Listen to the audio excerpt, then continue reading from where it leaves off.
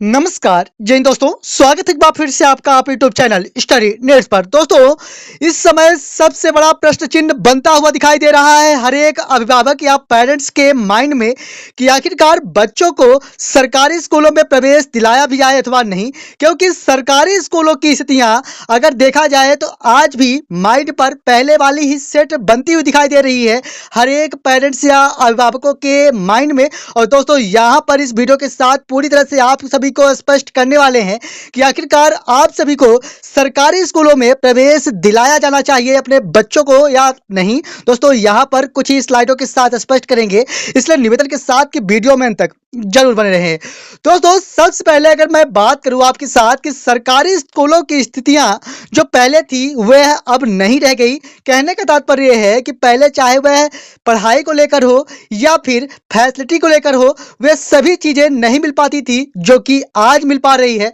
दोस्तों, इसी के साथ कुछ स्लाइडें हम आपको दिखा दें। दोस्तों, मैं आपको बता दूं कि सरकारी स्कूलों में क्या है अब खास, तो मैं आपको बता दूं कि बच्चों के लिए सरकारी स्कूलों में अब वे सभी व्यवस्थाएं उपलब्ध हैं जो वास्तव में होना चाहिए। दोस्तों, बच्चों को सभी सुविधाएं यहां पर मिल सकेगी अथवा नहीं, आप सभी के लगातार प्रश्न देखने को मिलते हैं। दोस्तों, आप सभी के यह भी प्रश्न देखने को मिलते हैं कि वहां पर अच्छे शिक्षक मिलने जा रहे हैं अथवा नहीं, अच्छा क्लाइमेट मिलेगा भी अथवा नहीं, और साथ में बच्चों का विकास हो पाएगा अथवा नहीं। दोस्तों, इन सभी स्थितियों को समझने वाले हैं इस वीडियो के साथ। दोस्तों, सबसे पहले अगर मैं बात करूं आपके साथ तो यहाँ पर किताबें, भोजन, यूनिफॉर्म जैसे सारी सुविधाएं सरकारी स्कूलों में उपलब्ध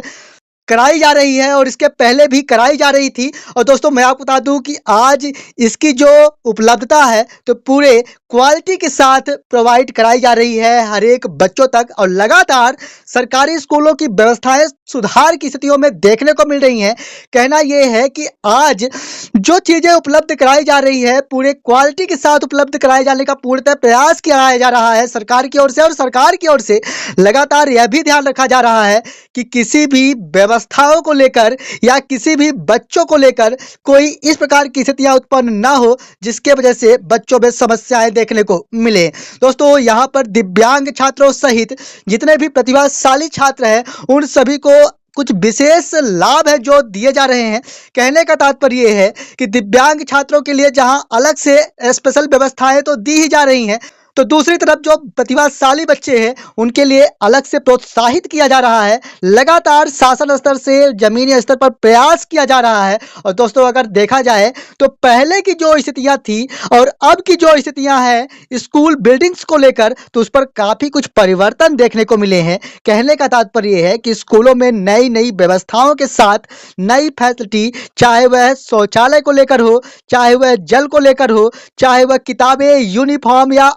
कोई भी चीजें हो, उन सभी के लिए या एमडीएम या मिड डे मील जैसी व्यवस्थाएं हैं, वे इन सभी में लगातार सुधार की स्थितियां देखने को मिल रही हैं। बिल्डिंग्स भी आजकल आप देख पा रहे होंगे हर एक जगह से कि उस पर भी परिवर्तन देखने को मिल रहे हैं। तो निश्चित ही कह सकते हैं कि सरकारी स्कूलों की स्थितियां लगातार विकसित की जा रही हैं। दोस्तों, आज आपको सीएम राइज स्कूलें देखने को मिलेगी, जिस पर पीएम श्री स्कूलें देखने को मिलेगी। साथ में न्यू एजुकेशन पॉलिसी आ जाने के कारण यहाँ पर अच्छे शिक्षक, अच्छी गुणवत्ता वाली शिक्षा भी यहाँ पर देखने को मिल रही है। कहने का तात्पर्य है कि जहाँ सीएम राइज में हर एक वे व्यवस्थाएं की जा रही हैं, चाहे वह खेल के लिए हो, चाहे वह किताबों के लिए हो, चाहे वह लाइब्रेरी हो या फिर पुस्तकालय हो, या जो भी चीजें हैं, सभी प्रकार की व्यवस्थाएं सीधे बच्चों तक दी जा रही हैं। पीएम श्री स्कूलों से जोड़ा जा रहा है हर एक स्कूलों को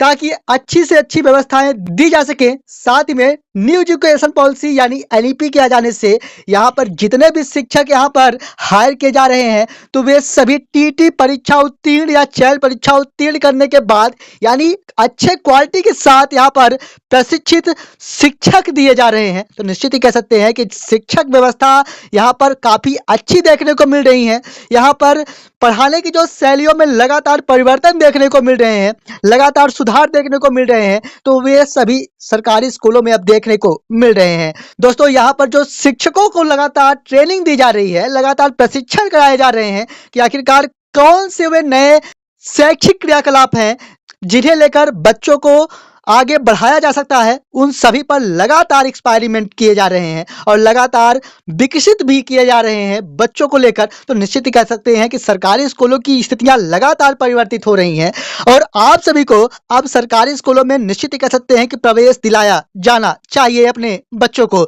अब बात आती है कि यहाँ पर सरकारी स्कूलों में अगर बच्चों को प्रवेश दिला दिया गया तो क्या पेरेंट्स की जिम्मेदारियां वहीं से खत्म हो जाती है? तो ऐसा नहीं है, क्योंकि यहाँ पर अगर आप किसी भी स्कूलों में बच्चों को नामांकित कर रहे हैं, प्रवेश दिला रहे हैं, तो वहीं से आप सभी की जो रिस्पॉन्सिबिलिटी है वह बच्चों के प्रति बढ़ती हुई दिखाई दे रही है और सभी पेरेंट्स को एक पूरे डेडिकेशन के साथ बच्चों के प्रति समर्पित भाव से अध्यापन कार्य के लिए लगातार मीटिंग्स या फिर शिक्षकों के साथ वार्तालाप किया जाना चाहिए, ताकि बच्चों को लेकर किसी भी प्रकार की इस प्रकार की स्थितियां ना बने जिससे आप सभी हतोत्साहित हों। दोस्तों, यहाँ पर अभिभावकों के कुछ कर्तव्य हैं, जैसे कक्षाएं संचालित हो भी रही हैं अथवा नहीं, इस पर मॉनिटरिंग की जानी चाहिए पेरेंट्स की ओर से। साथ में हर विषय पर बच्चों की समझ बन पा रही है या समझ विकसित हो पा रही है अथवा नहीं, और अगर हो पा रही है तो ठीक बात है, और उसे किस प्रकार से आगे इंप्रूवमेंट कराया जा सकता है, और अगर नहीं हो पा रही है किसी कारणवश तो उसकी स्थितियां क्या है, क्या कुछ कमियां हैं, और उस कमियों को शिक्षकों के साथ लगातार सुलझाने का प्रयास ही एक आदर्श पेरेंट्स का यहाँ पर कर्तव्य है। साथ ही में बच्चों को गृह कार्य मिल रहा है अथवा नहीं, और बच्चे गृह कार्य कर भी रहे हैं अथवा नहीं, इन चीजों पर भी विशेष ध्यान दिया जाना चाहिए। साथ में बच्चा प्रतिदिन स्कूल जा भी रहा है अथवा नहीं, इसकी मॉनिटरिंग सतत किया जाना चाहिए। तभी जाकर यहाँ पर सरकारी स्कूलों की जो व्यवस्थाएं हैं वह ट्रेंड पर आ सकती हैं, क्योंकि लगातार शासन स्तर से या फिर कहें कि विभाग स्तर से या स्कूल शिक्षा विभाग की ओर से लगातार प्रयास किए जा रहे हैं बच्चों को विकसित या फिर एक नई शिक्षा दिए जाने हेतु। और शिक्षा का विकास या बच्चों का विकास तभी संभव है जबकि शिक्षक और पेरेंट्स सहित बच्चे अपनी सर्वांगीण भूमिका निर्वाह करें। दोस्तों, इसी के साथ मैं बात करूं तो अभिभावकों के कुछ और भी कर्तव्य हैं, जैसे बच्चों व स्कूलों की सतत मॉनिटरिंग की जानी चाहिए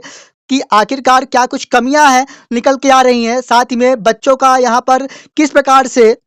और भी विकास है जो आगामी समय में तीव्र किए जा सकते हैं। साथ में शिक्षण कार्य में क्या कुछ कमियां हैं, उन्हें अभिभावकों के द्वारा शिक्षक से मिलकर सुलझाने का प्रयास किया जाना चाहिए, या फिर प्रधानाध्यापक या प्राचार्य से विशेष चर्चा किया जाना चाहिए। तो दोस्तों, यहाँ पर अभिभावकों के कुछ कर्तव्य हैं जिसकी मॉनिटरिंग के आधार पर ही बच्चों को सर्वांगीण विकास दिया जा सकता है, चाहे वह किसी भी स्कूलों में अपने बच्चों को आप दाखिला दिला रहे हों। दोस्तों, इसी के साथ मैं बात करूं कि सरकार द्वारा जितनी भी योजनाएं लॉन्च की जा रही हैं वे सभी आप तक पहुंच पा रही हैं, बच्चों तक पहुंच पा रही हैं, वे सभी लाभ दिए भी जा रहे हैं अथवा नहीं, इसकी भी लगातार मॉनिटरिंग की जानी चाहिए और हर एक बच्चों तक वे सारी व्यवस्थाएं पहुंच सकें, इसके लिए लगातार जानकारी आप तक रखनी चाहिए। इसी के साथ मैं बात करूं तो एक नई सोच के साथ आज ही अपने बच्चों का प्रवेश सरकारी स्कूलों में जरूर कराएं और एक नए संकल्प के साथ कराएं, क्योंकि यहाँ पर आपका कर्तव्य मात्र एडमिशन करा देना ही नहीं है,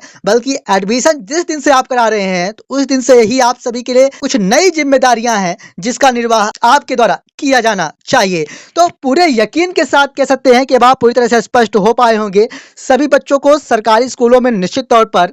प्रवेश दिलाएं और एक नए संकल्पित भारत की पहचान बनाएं। दोस्तों, आज इस वीडियो के साथ आप अपना कीमती समय दिए, इसके लिए आपका बहुत बहुत आभार। मिलेंगे आप संबंधित एक और नई वीडियो के साथ, लेकिन निवेदन के साथ कि सरकारी स्कूलों की स्थितियां आप बदल चुकी हैं और अपने बच्चों का दाखिला सरकारी स्कूल में अवश्य कराएं। तब तक के लिए धन्यवाद।